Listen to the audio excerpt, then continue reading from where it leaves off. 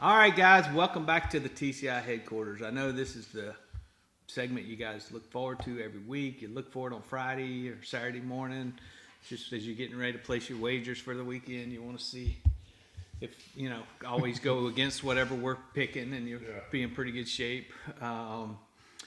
Tigers did score some points last week, finally. I didn't get 31, but they did get 30, although it took a last second touchdown. Yeah. I think I saw a parade down here for cracking 20 points. Yeah, points. a parade. So, Davis he's going to probably go in the 50s or 60s this week. He's just been waiting for him to prove it. Now they've proven it. But another big challenge for Clemson. Louisville hung with NC State for a little while last week. They've hung with lost I think in the last minute to Wake Forest earlier this year. Haven't been there. It's one of the better environments to play in the ACC when the fans are there. I have seen a couple of their games this year where looks like stadium was half empty. So I bet you they'll show up Saturday night. Of course, we got another night game. We can't seem to get away from that. It's going to be a cold one this week. So I'm not going to be loving life down there on the sidelines. But we need the Tigers to go show that they can play well on the road, which is something they really haven't done. Even with the Syracuse win, they didn't play well that game, I don't think. So, Davis, what are your keys for this weekend? Well, first is stop turning the ball over. 5 turnovers in their last 2 games, and 2 of those have led directly to points for Pitt and Florida State. The strip sack last week, and then the pick 6 and the shovel pass at Pitt. This team's margin for error is way too small to be getting away with that. So that's the first thing. I think secondly is run the ball. This offense has looked. It's been a rebirth almost on the ground for them. I think they're averaging close to 180 yards a game rushing over the last 4 games. You're getting Kobe Pace back. So run and Dabo talked on Tuesday about the fact that Louisville wants to play a lot of cover 3, and both him and Tony said they play a lot of different 11 different formations out of that. So they may drop back into coverage, try to take away the pass game. So if that's the case, you got to be able to run the ball. You got to be able to run the ball, and that's what Clemson's doing best right now. Yep. So run the ball and stick with it when it's working, and then defensively, you got to. It starts and ends with corralling Malik Cunningham. This is the latest in a string of dual threat quarterbacks that Clemson's facing. Garrett Schrader didn't do anything against him at Syracuse. Jordan Travis at Florida State, more sort of that slippery quarterback that's hard to get your hands on at times, but Clemson corralled him, minus 4 yards rushing, a lot of that coming on 6 sacks. So keep doing that. Make them try to beat you throwing the ball. Now he is a little different, I think, than the other 2 in the fact that he can do that. I actually found this stat out today doing some research. He's the only Louisville quarterback ever to have 4 touchdown passes of at least 75 yards. So he can beat you through the air and he can beat you deep. But again, I think this is the best defense that Louisville's probably faced to this point. So. Corral him and run the ball, score some points. All right, can't wait to see how many Davis says they're going to score this week. Sam, I think for them, they're going to have to get some consistency out of their offensive line play, which is kind of hard when you're probably going to have a different starting lineup, right? Trotter is. I think we'd assume at this point that Hunter Rayburn's probably going to start with Trotter being a game time decision. And then we just don't know the status of Putnam. So that right guard position without Bockhorst, maybe without Putnam. It's a little dire. So, dire. As he Dabo, said they have a few good men. Good men. Two men in the truck. 3 men in the truck. 3 men in the truck. Or 3 men in the truck. He did say 3 men in the truck, and it's not 3 men in the truck. It's 2 men in the truck. Come on, Dabo. But yeah, I think that and just limiting the mental mistakes as Davis talked about, obviously on turnovers, but also defensively they had some. Pretty egregious offsides penalties. They had 4 in the first half. They were able to clean it up. Yeah. Unfortunately, they played a complete game offensively in the first half. Well, not a complete game, but they played a complete half. They scored 17. Yeah. And then the defense didn't play their best game. Yeah. And then the defense played lights out in the second half. And then the offense didn't really show up. So maybe they're going to need to obviously play a complete game. But I think just more of a defensive just limit those mistakes because we know how good the defense can be when they limit those mistakes. But you don't.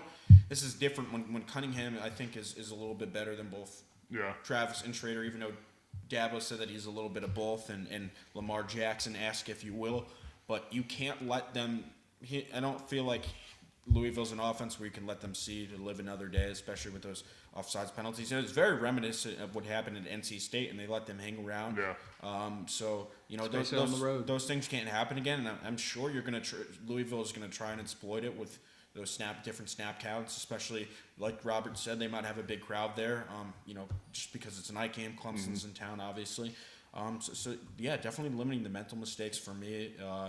And I think you're just going to need some more. Obviously, they're going to need to get a bounce back game from BT Potter in the kicking game. I think it's very rare that you see that. They've picked him up. He's picked up the offense all season. They picked him up. So obviously, kicking is one of those things you can't predict. But I would anticipate that he would bounce back. Well, if you're Clemson, you'd like to not have to run him out on the field as much. You want to score but touchdowns. But if you have to, you would like to see. Well, that's a sign of you guys talked about improvement. I mean, we saw, if I get my math right, we had 3 offensive touchdowns, and they attempted 4 field goals. They made 1 out of 4. So that's 7 drives where they were in position to score. That's improvement for sure. Definitely, their special teams have been good this season. And Florida State's defense is not terrible. They've been playing better. So that's improvement. But like you said, I felt great at the half, 17 points. They finally got it going, turned the corner, and then the second half, it just, Yeah, I mean, that was probably the best half offensively that they've had. I mean, you don't, against an FBS opponent. And then I was getting ready to text Davis at the halftime, said, man, they've already knocked out your score. But and then I don't know what happened. They just weren't really it goes back to turnovers, too, right? Because you got the ball deep in their own territory after a punt. DJ throws the interception. And then you get the turnover right close to midfield. And you have another turnover immediately after and the throw to E.J. Williams. So I mean turnovers. They got to quit turning the ball over. You have a series late in the fourth quarter, I believe, third quarter. They were backed up, and the first play from scrimmage, I look down the field. I'm in the end zone, and I see Will Sweeney in the slot and Drew Sweeney out wide to start the series when they're backed up in the third quarter with the game, very much in hand. And I'm like, what are they doing? And of course, they try to throw a pass to Shipley on the other side, but I'm like, come on. Decoys, man. Yeah, I guess they were scared of Will and Drew Sweeney out there, but that's just, I won't say anything. I'll just eat the words about the play calling there. But I'm going to go with kind of a playoff, something you said, Davis. I think the key to this game for Clemson is I think they'll do a decent job of containing the quarterback. Yeah. They've done that. I think they've got to be careful, and I think eyes and communication are going to be very important for the guys on the back end. Yeah. They've got to protect against that long pass because that's where Louisville kills people. Yep. They get everybody focused on, oh, my gosh, how am I going to stop Cunningham and how am I going to get up here and stop the quarterback? And somebody cuts loose. And we've seen Clemson in the past cut a lot of people loose. So we've seen improvement from that back end. So this will be a great test for those guys this week to see if they can do it consistently. You got to do it every single play. You can't not do it for 2 or 3 plays, or all of a sudden you got points on the board. You never really know what Brett Venables is going to kind of pull out of his sleeve, but honestly, Barrett Carter probably is a guy that you might want to be there, and Trenton Simpson. They might be on the field together because Barrett Carter was a spy on Travis on that last play. So maybe you use him and utilize his speed to be able to contain, and also Trenton Simpson. Yeah. So I think you're going to have to kind of rely on your athleticism against the quarterback. I would think you're going to see probably a similar defensive game plan to what they did against Pitt. Because while Kenny Pickett's not necessarily the runner that Malik Cunningham is, he's still athletic and made plays with the legs. Yeah, he did. And Malik Cunningham is obviously just a better version of that and can make plays with his legs. So I wouldn't be surprised if you saw them play a lot of dime with Malcolm Green, Barrett Carter, and Trenton Simpson all on the field at the same time. It's going to be a big game for Xavier, a big game for Miles Murphy. We talked earlier about Miles Murphy. He's been in the backfield. It's so close all year long. Finally, things worked out for him last week. I'm hoping that helps his confidence. He also blocked a big extra point, too. Yep, blocked a big extra point. So I'm hoping those guys will be able to do some damage. So you feel like there probably might be less 3 safety looks this week with that? I don't know. I do think you could see more Malcolm Green in there instead of a third safety, but I don't know. They've played the hell out of that 3 safety look a lot. I'm just going to have to rely on the athleticism. Yeah. I'm all for Simpson and Carter on the field at the same time. I would love to see that more. Yeah.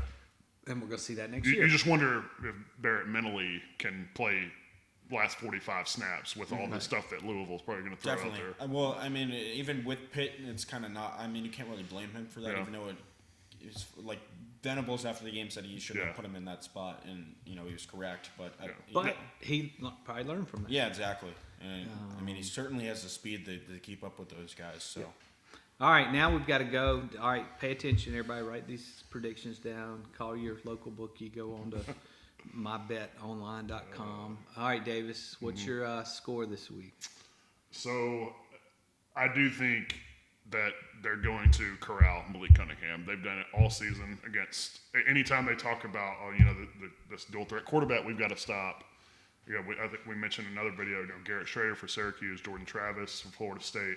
So much talk about how they can hurt you with their legs. Didn't do anything against Clemson. So, I mean, Brent Venables has figured out ways to stop more mobile quarterbacks to limit their effectiveness that way. And the question is, can Louisville make enough plays in the passing game, particularly in the deep passing game like you're talking about, to beat it?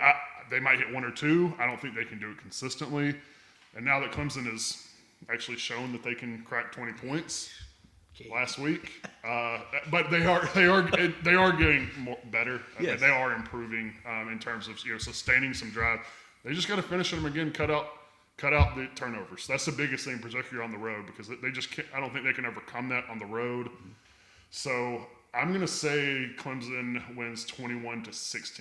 And he just barely went over did. that 20. He went up from 19 to 21. Yeah, I'm not confident in them doing some sort of extravagant blowout on offense and just having Right, a breakout game. That's progress, though, folks. We got him out of the teens, into the 20s. Next week for UConn, we're going to see if we can get Davis into the 30s. All right, Sam. So I tend to agree with Davis on the points that he made, especially that obviously they need to limit the turnovers and kind of keep offense on the field. I think the less you see of BT Potter, the better. Obviously, you'd like to see him after touchdowns, but they can't be settling for field I goals. want to see him doing lots of kickoffs. Yeah, that too. But I don't think this is a game where they're going to be able to settle for field goals and kind of hang around. Especially against a Louisville team that playing in front of a big crowd. They've been able to hang with every opponent that they've played this season for the most part, besides Ole Miss.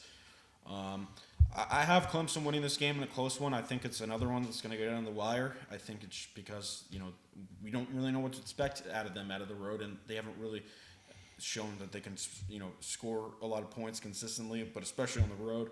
I have Clemson winning 23-20, and I expect a big game out of the run game, and I think DJ will do enough to win, which he has done in the games that they've won, where he's played just well enough for them to kind of edge past. So you just had to barely go over Davis. 21, I'm going to go 23. All right, guys. Last week I went in the 30s, so I can't go in the 20s this week. I guess 40s. I could. I'm not going in the 40s. Okay. I do feel better, as we talked about, 7 drives where they had a good chance to score if they had hit the field goal, or the ones where they did score the touchdown. So progress. Defense, I feel, will give up some points here. I'm kind of like Davis. I don't think they're going to give up a ton. I'm going to go Clemson 34, Louisville 20. So I'm going to give Clemson about a 2-touchdown win. Okay. So very comfortable win for Clemson, all things considered. Well, I mean, that's where I hope we're headed. I hope we're headed where the offense continues to improve, and the defense, one of the top defenses in the country, giving up 20 points is maybe it's another case where they're up 7. They're going to score in the last second. Yeah, they score the last second, and I mean, I hope you're right. That way I can start writing before the last minute. There you go. There you go. I don't know. Feel a little more confident after last week. We'll see. The road has certainly not been good to Clemson this year, so we'll see if they can carry that on the road. Next week, obviously, will be great for confidence with UConn, but that's not really going to tell us anything. But they need to keep getting better each week before Wake Forest comes to town if you want a chance to knock off the Deacs. So there's some scores for you. There's our predictions. Hopefully we'll, help you guys make lots of money, pay off your mortgage this week and everything. So since we made you move earlier in the year with all of our picks where you lost your mortgage. But anyway, we'll have everything covered for you from Louisville. All 3 of us will be there this weekend. Bart will be there as well. And we'll have everything covered all week long on the Clemson Insider. Stay tuned to TCI for the most complete coverage of Clemson football and recruiting.